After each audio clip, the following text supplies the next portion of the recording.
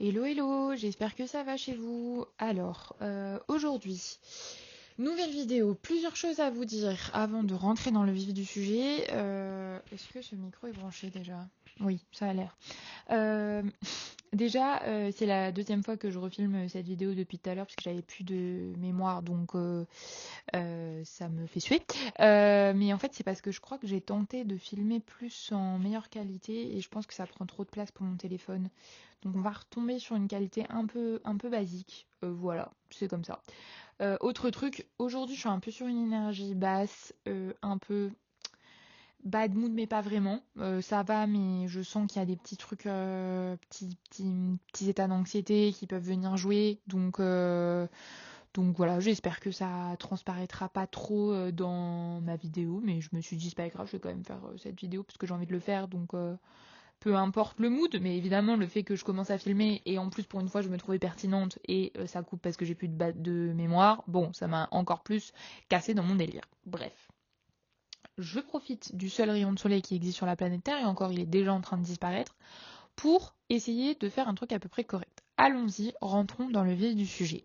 Aujourd'hui, j'ai envie qu'on parle principalement de pourquoi on ne se consacre pas à 100% à un projet qui nous tient à cœur, pourquoi on va potentiellement le mettre de côté au profit d'autres choses qui ne sont pas centrales dans un changement de vie, dans la construction d'un projet qui nous tient à cœur, parce que c'est quelque chose que je vis particulièrement en ce moment, dont j'ai spécifiquement, enfin que je voyais en toile de fond dans ma vie, mais dont j'ai spécifiquement pris conscience la semaine dernière. Et du coup, j'avais envie d'en parler. Ce qui est marrant, c'est que la semaine dernière, du coup, bon, je vous avais dit, je vais faire 2 vidéos par semaine, etc. Et en fait, la semaine dernière, j'ai tourné une vidéo un peu podcast comme celle-ci, où je parle un petit peu d'une rétrospective de mes 3 ans d'entrepreneur. Et je pense que je vous la ferai, mais je vous la referai parce qu'en fait, quand je l'ai faite, euh, je pense que enfin, je l'ai trouvé je me trouvais super aigrie en fait, et du coup j'ai supprimé la vidéo, chose que j'aurais peut-être pas dû faire avec le recul. Je me dis peut-être que j'aurais dû la poster brute telle quelle avec mes sentiments sur le coup, sur le moment. Toujours est-il que je l'ai supprimée, donc maintenant c'est fait. J'en tire mes leçons. Ce qui est drôle, c'est que ça va vraiment à l'encontre de ma démarche anti-procrastination dont j'ai parlé dans la vidéo précédente où je crée et je produis et il advienne que pourra. Bon là j'étais un peu à l'encontre de ça. Maintenant voilà, c'est mon cerveau qui est comme ça. Je m'améliore au fil du temps. Donc parlons-en. Donc moi ça fait 6 mois maintenant que j'ai un mi-temps en plus de mon... Enfin c'est pas un mi-temps, c'est un temps partiel sur le papier. Donc en gros c'est 25 heures semaine mais lycée. Donc ça veut dire que j'ai des semaines à plus de 25, d'autres à moins de 25. Grosso modo ça me laisse quand même des plages de temps libre assez importantes. Pour autant... euh, je suis un peu dans un état de stagnation de mon projet d'être ouais, d'être entrepreneur et de vivre de ma création en fait. Et c'est vrai que la semaine dernière, je me suis beaucoup re-questionnée sur ça. Pourquoi et que faire en fait. Il se trouve en fait que quand j'ai du temps libre, je fais toujours... En fait, je fais pas rien, je fais pas du loisir, même pas. Je suis productive pour tout, sauf pour mon projet personnel. C'est-à-dire que je suis notamment énormément rapidement embrigadée dans les tâches domestiques du quotidien. Euh, et je pense que c'est lié au fait qu'il y a quelque chose d'un peu, enfin pas réconfortant, mais rassurant dans le connu des tâches du quotidien et dans la finalité du truc, c'est-à-dire commencer une tâche pour atteindre un but. Je lance une lessive, mon linge est propre.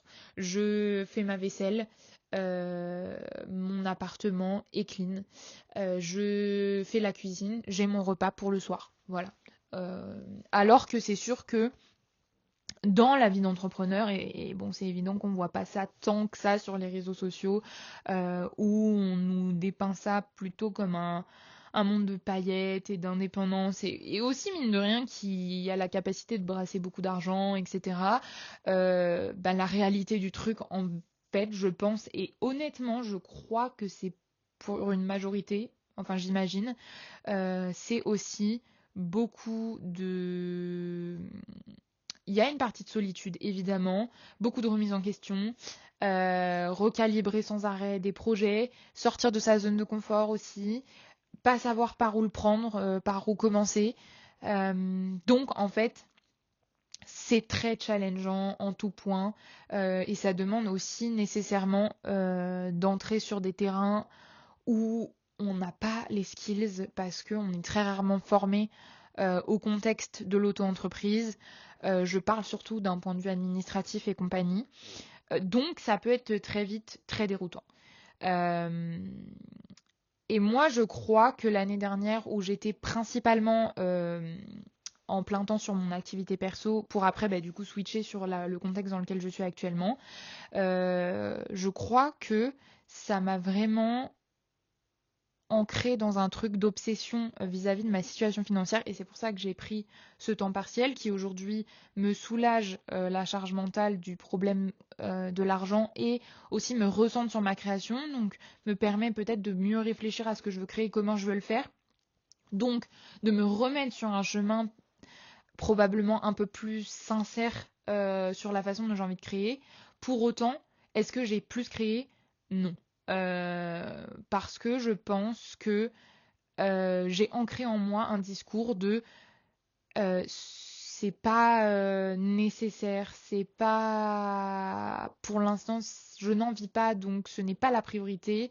Et ouais, c'est une forme d'auto-sabotage de me dire que vaut mieux en fait que je passe l'aspirateur plutôt que je passe une après-midi à prospecter ou démarcher, alors que probablement que 99% de ces actions-là vont mener à rien et donc ne font pas rentrer d'argent. Et je pense que avoir été aussi loin dans les galères financières pour mon projet, ça m'a un petit peu matrixé dans la façon dont je voulais créer. Ça m'a un peu fait oublier aussi l'essence du truc.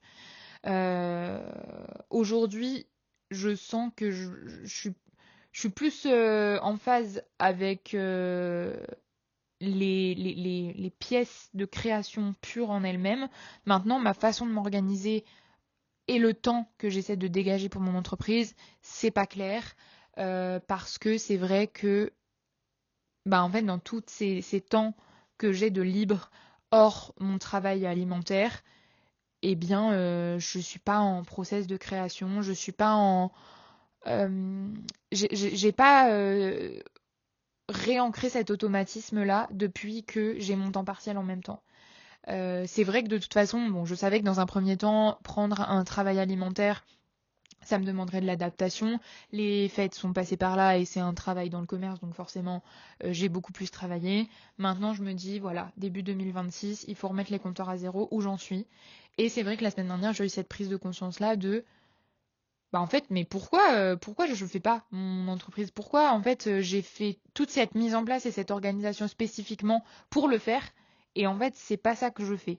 Je pense qu'il y a un vrai truc voilà, d'auto-sabotage et de syndrome de l'imposteur, de se dire, en fait, je suis pas légitime, ou je vais pas faire assez de chiffres, ou enfin, ce genre de choses, euh, qui est très freinant et un peu pour rien en même temps.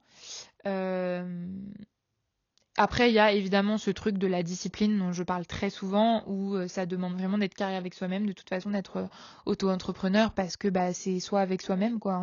Il n'y a pas d'engagement d'horaire, il n'y a pas de temps et de lieu, il y a rien en fait. C'est vraiment roue libre et tu dois prioriser toi-même, tu dois time bloquer toi-même, tu dois décider que telle ou telle tâche a plus de sens en priorité rapport à telle ou telle autre tâche. Et c'est pas évident. Je pense que dans un monde merveilleux où j'aurais énormément d'argent, je m'entourerais en fait de gens dont c'est vraiment purement le métier, c'est-à-dire toute la partie marketing, démarchage, enfin tous ces trucs-là en fait que moi j'aime très peu et dans lesquels je suis pas à l'aise, donc qui vont me prendre forcément 10 fois plus de temps. Je pense que je le ferais faire et aussi parce que ça serait un moteur pour moi de me dire j'ai autour de moi des gens qui comptent sur moi pour envoyer du lourd, quoi, pour créer. Et en fait, c'est fou parce que ça me renvoie vraiment à cette notion de si c'est pour les autres, je suis prête à le faire, et si c'est que entre moi et moi-même, euh, je légitime pas suffisamment le projet pour me dire que c'est plus important que aller préparer mon repas ou aller étendre du linge, quoi. Et ouais, en fait, je crois que c'est vraiment un vrai travail d'ego en fait à réaliser. Je pense que si vous n'arrivez pas à mettre ce projet-là qui vous tient à cœur en premier, bon, ben, moi, j'en ai discuté avec des gens autour de moi, j'ai évidemment eu le discours de bah en fait peut-être que c'est pas fait pour toi ou peut-être que t'es pas prête à l'instant T. Moi maintenant je suis un peu une tête bornée et j'ai pas envie, enfin c'est pas demain la veille que je vais dire ah oui t'as raison en fait je suis pas faite pour ça. Je sais que moi mon travail alimentaire c'est pas un projet de carrière pour moi en fait. Donc j'ai envie d'avoir à côté quelque chose qui me nourrisse et qui me donne des vrais objectifs et qui me donne envie de continuer dans une voie qui me plaît et dont j'ai le contrôle en fait. Donc pour moi, c'est pas une réponse. Euh, Maintenant, je crois que c'est aussi une histoire de mécanique bien huilée, c'est-à-dire que c'est un peu le truc bateau de c'est en forgeant qu'on devient forgeron. Euh, En fait, une fois que tu es dans le cercle vertueux de la productivité, etc., bon, bah c'est super. Du moment où tu en sors, euh, pour remettre le pied dedans, il y a toute un prologue, une phase de remise en question pré-action, quoi. Et enfin, en tout cas en ce qui me concerne, et qui m'empêche de vraiment mettre le pied à l'étrier directement et d'agir, quoi, en fait. Euh, et c'est vrai que, eh bien, là, donc là, je vais vous en faire une vidéo dédiée, j'ai pas mal filmé, mais j'ai pas terminé. Je suis en train, par exemple, d'être sur un projet d'illustration que j'aimerais envoyer et que en fait j'ai commencé à créer depuis un an, plus d'un an. Ce projet-là, je l'ai dessiné il y a un an et il est resté dans les tiroirs pendant, je sais pas combien de temps, bah un an, enfin plus d'un an, ouais.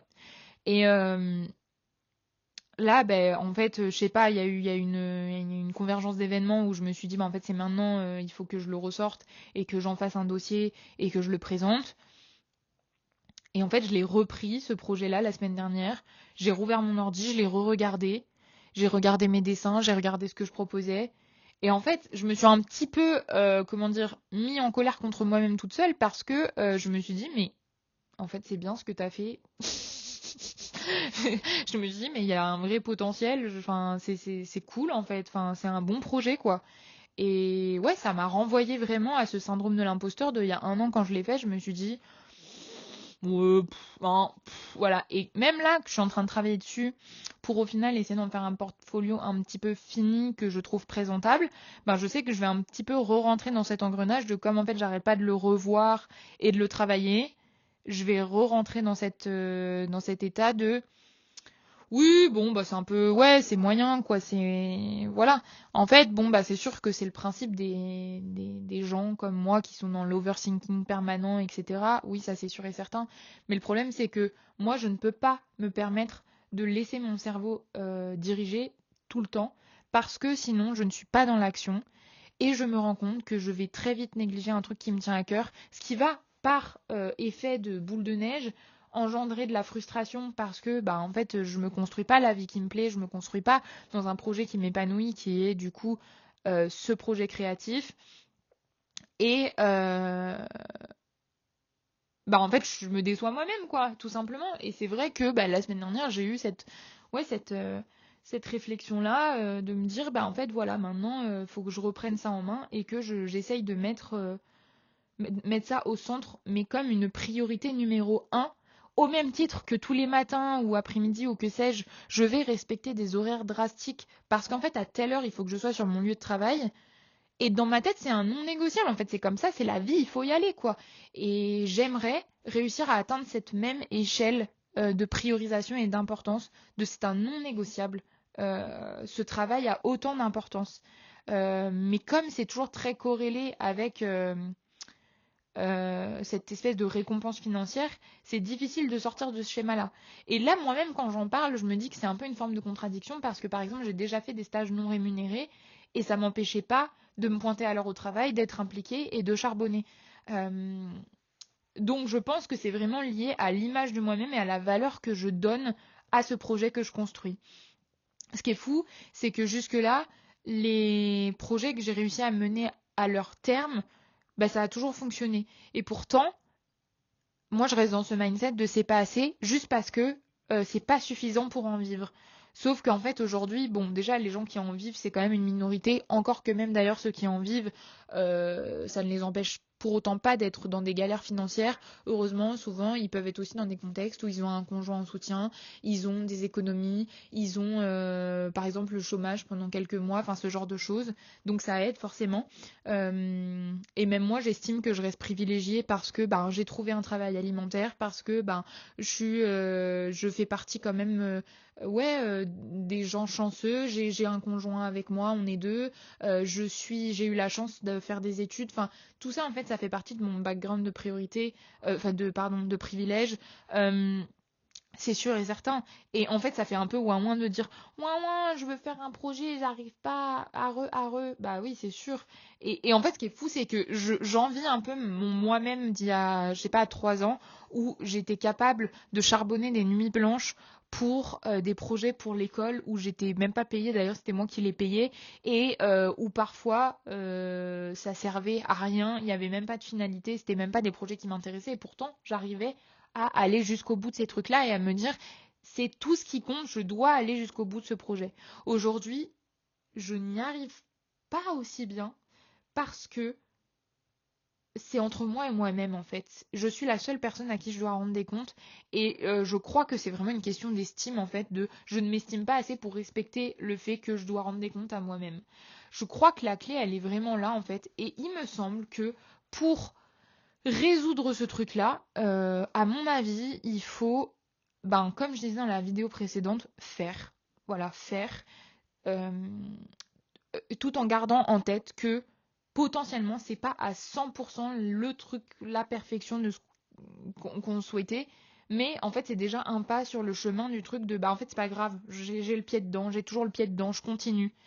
Euh, il y a aussi un truc purement organisationnel de se dire, voilà, ben en gros, je me fixe des horaires, comme des horaires de bureau, quoi. Si par exemple je travaille du matin, je rentre chez moi, je mange, je me mets à mon bureau de telle heure à telle heure. Point. Il n'y a pas de négociation possible, j'ai pas autre chose à faire. C'est pas exceptionnellement je vais faire ceci, je vais faire les courses, je vais faire. Non, en fait, si je dois aller faire les courses, bah en fait, quand je suis sur mon lieu de travail pour mon job alimentaire, bah je peux pas faire les courses parce que je suis là-bas et que c'est un non négociable. Et bien là, je sais que je dois m'imposer ce même état d'esprit. Euh, et donc, ben oui, en fait, à partir de ce déclic-là que j'ai pu avoir la semaine dernière, dès le lendemain, voilà, j'ai essayé de mettre en place vraiment, de me dire, bah en fait, je me bloque du temps et c'est dédié que à ça, et ça a porté ses fruits. Euh, mais c'est vrai que du coup, c'est un peu difficile de pas le faire dans la pression en fait faut que j'en fasse assez quoi, j'ai un quota d'heures à respecter, etc. C'est toujours un petit peu cette ligne fine de ouais, en fait si je veux être entrepreneur c'est aussi parce que j'ai envie de gérer mon temps comme je veux, oui, mais en même temps on n'a rien sans rien quoi. Si je fais le truc en dilettante, c'est sûr que je vais jamais aller au bout des projets. Je suis obligée quand même d'une manière ou d'une autre de me discipliner dans une forme de routine avec autant de le même process sacré que peut avoir mon statut de salarié en fait. Voilà, donc je sais pas en fait si ça a de la valeur ce que je dis ou si je fais que babiller depuis tout à l'heure. Mais voilà, j'en suis là de mes réflexions. C'était ma réflexion, oui, de la semaine passée. Je pense que en gros, si je suis ce rythme-là, bon, évidemment, j'ai toujours en tête comme objectif de me dire 2 vidéos par semaine.